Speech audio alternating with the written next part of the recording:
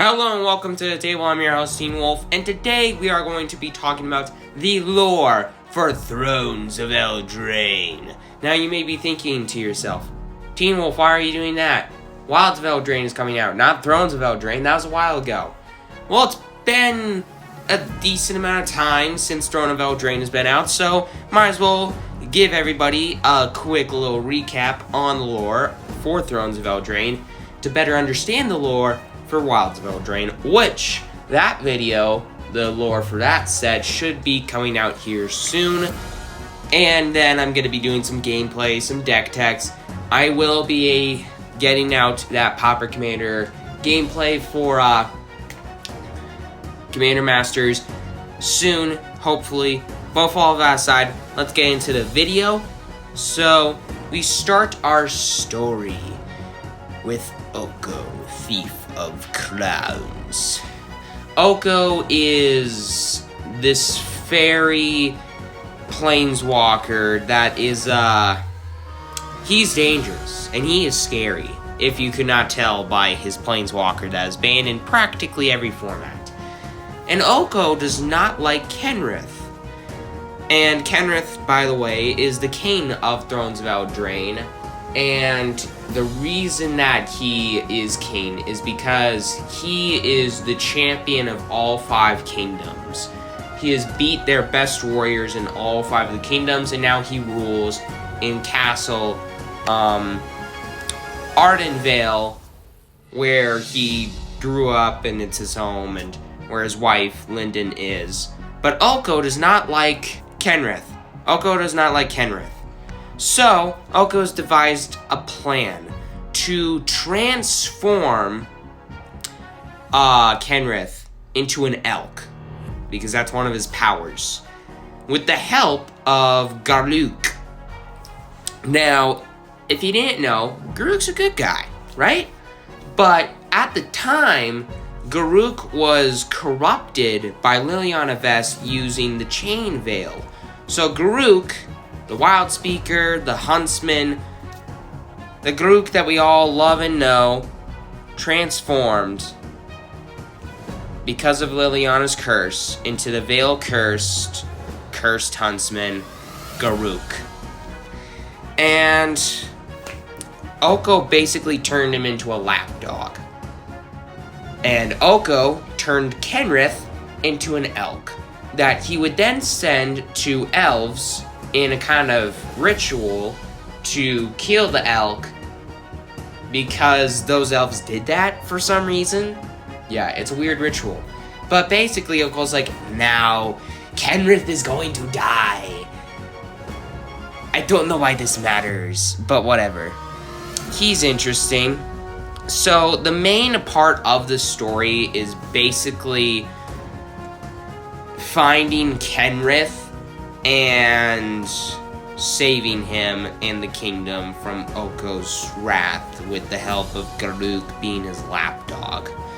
And so, we switch over to the whole search for Kenrith, led by Linden, the new steadfast queen, the queen of the kingdoms that's ruling all of the kingdoms.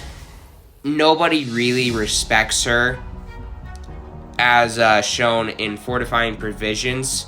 To the king, to the circle, and to the realm, and to not dying. Even though they're hunting for their king, they don't give 2 craps about their queen, which is, yeah, I don't know. It seems a bit strange that nobody cares about the queen. They just care about finding the king back so he can be the king again.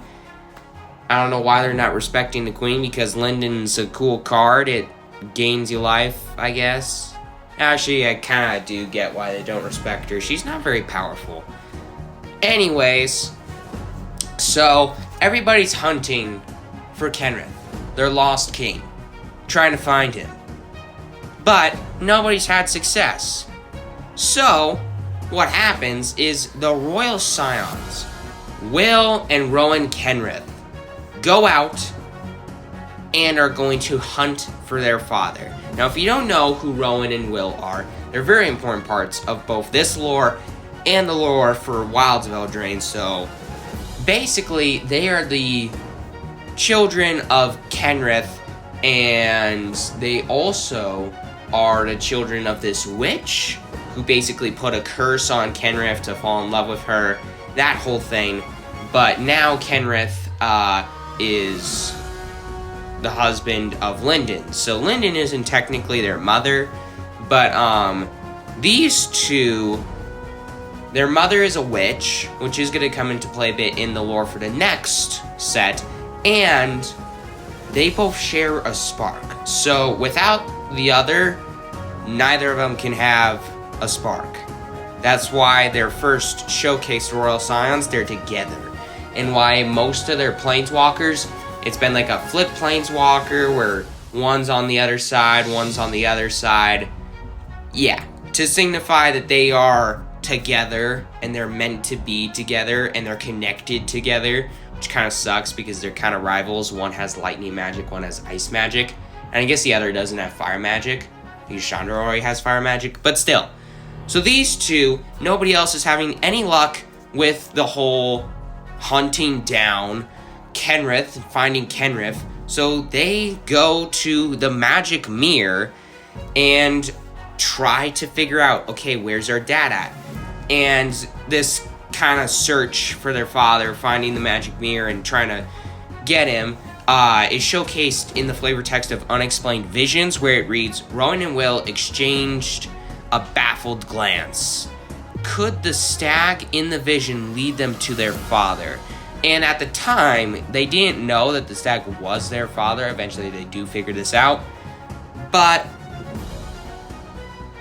now their whole goal is to find the stag, and they're thinking then they'll find their father. Technically, if they find the stag, they do find their father, since the stag is their father, but yeah. So anyways, then after that, it gets a little bit strange, because we don't really get to see the battle with Rowan and Will fighting off Oko and then freeing their father from his curse, which is weird, but yeah. Basically what happened is Will and Rowan find Garruk, who was sent to hunt them down and stop them from saving their father.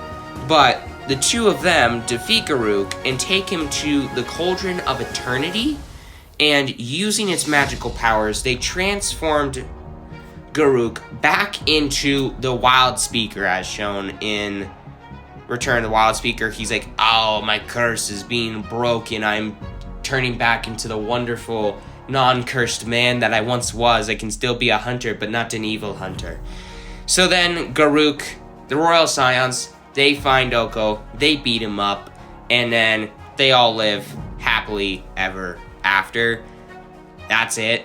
Doesn't explain what happens to Oko. Doesn't explain how or why the Scions decided to free Garruk and battle with him to save their father. That part's not really discussed, at least from what I've been told. It's a bit strange, but with all that aside, that's the recap. Pretty short recap.